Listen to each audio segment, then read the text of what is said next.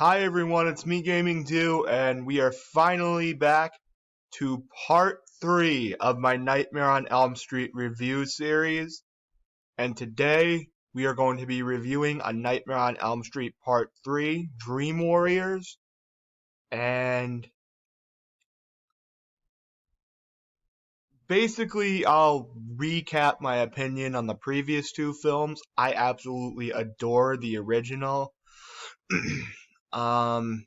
It's so innovative for its time. It's one of the most unique slasher films of all time. It completely, I think, changed the genre forever to where you could do a little more than just like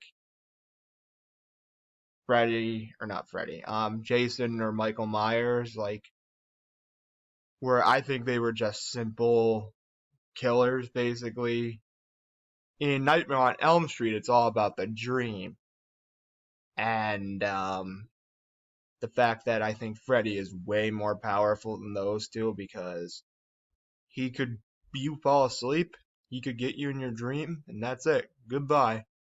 That's why I think personally Freddy should have definitely have won Freddy versus Jason, but that's besides the point. We're not talking about that movie today.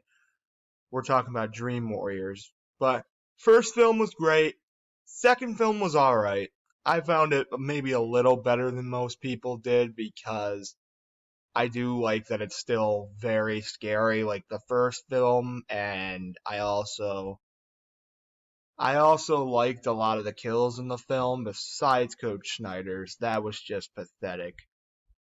But what about Dream Warriors? Do I think it's in the middle or something? Do I think it's better than the original? Do I think it's the worst one so far?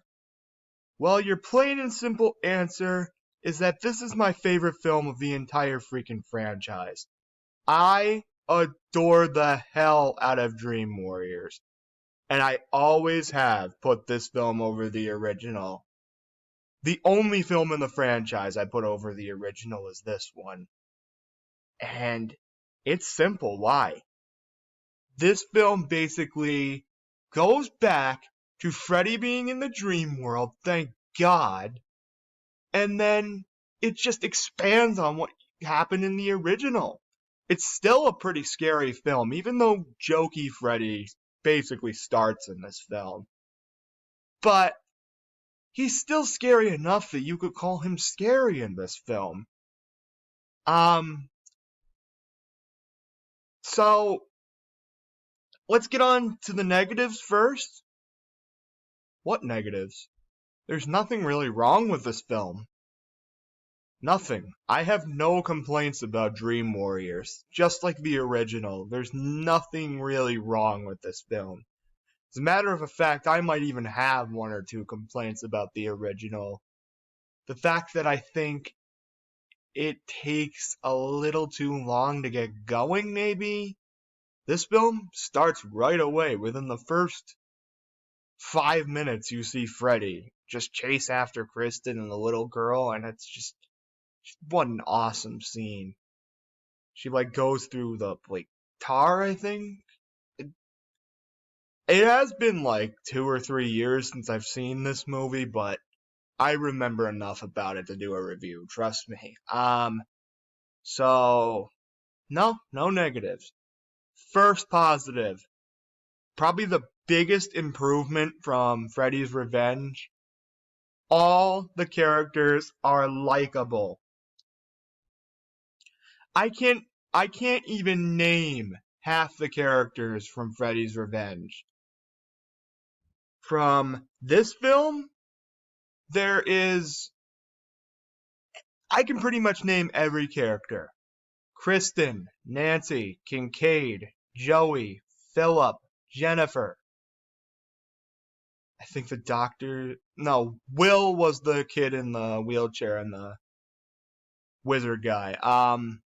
I forgot the name. Neil! See, I remember. Neil, I think, was the name of the doctor in the film, or like the psychiatrist. And then, of course, there's Freddy, and Lawrence Fishburne's character, which I think his name is Max. I don't know. Anywho, all the characters in this film are great. They're amazing characters. They all have unique personalities. None of them are annoying or forgettable like they are in Freddy's Revenge or like 90% of slasher films, if I'm going to be honest. But in this film, all of the protagonists are very, very likable. And then you get on to Freddy now. I'll get on to Freddy. Freddy, this is your best appearance, man. You are scary, like you were in the original in part 2, but you also gained a little bit of a humorous side in this film.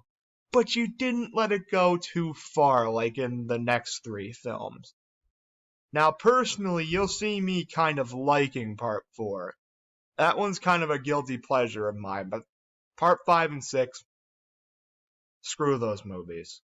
But we're not talking about those films right now. We're talking about Dream Warriors. If there's another thing I like how the Nightmare on Elm Street house itself now is like worn down and haunted starting in this film. And it's like, I love the scene with the freaking roasted pig that basically just scares Kristen. That scene was so... It honestly scared me. And then right after, I laughed hysterically after it scared me. There's just so many good scenes in this film. And this film, I'm gonna gush about this film a lot. Like, probably how I did with the original. But oh my god, Dream Warriors is such a great film. And then I absolutely... there's something I haven't talked about yet. The kills. What do I think of the kills? All of them, great. They're all very memorable. There's the scene where Philip basically is turned into a puppet and Freddy pulls on his veins and stuff like that, and that's kind of hard to think about. But then you got the most infamous kill in the movie, the welcome to prime time, bitch, and then Jennifer just gets freaking slammed into the TV. There's the drug kill, like that heroin kill, I think, where Freddy basically injects a girl with some kind of poison or something.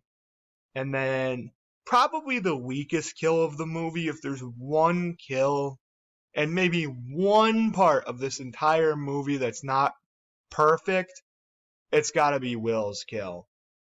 I feel like Freddy just literally...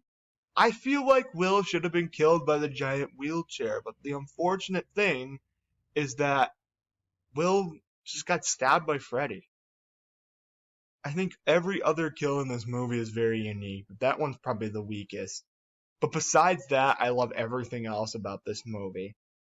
I love Freddy so much. Pretty much every scene he's in is amazing. I love when he disguises himself as the girl for Joey and then he just turns into Freddy. And then I also love the scene where he basically reveals that he's kind of keeping all his victims in his chest, which is really weird, gnarly, but kind of cool to think about at the same time. And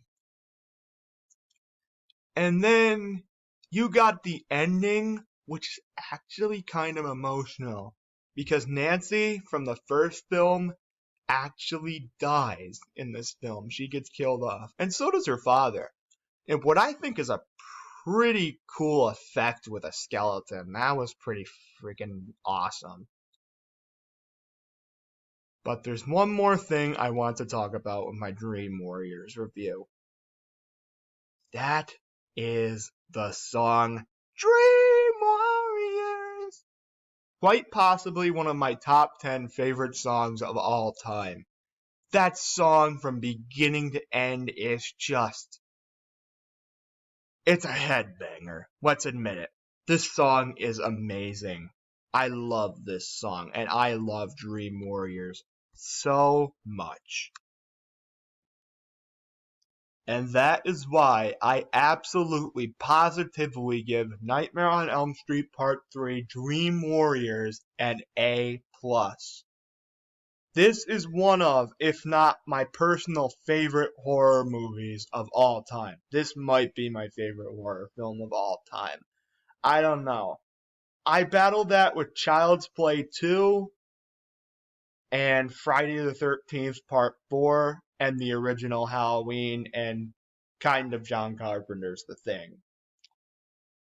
But this is definitely competing with those films as my favorite horror movie of all time. It probably is. I don't know though, but I adore this film. And what about the next film, Dream Masters? Well, you'll have to wait until Tuesday to find out. Tuesday night to be specific.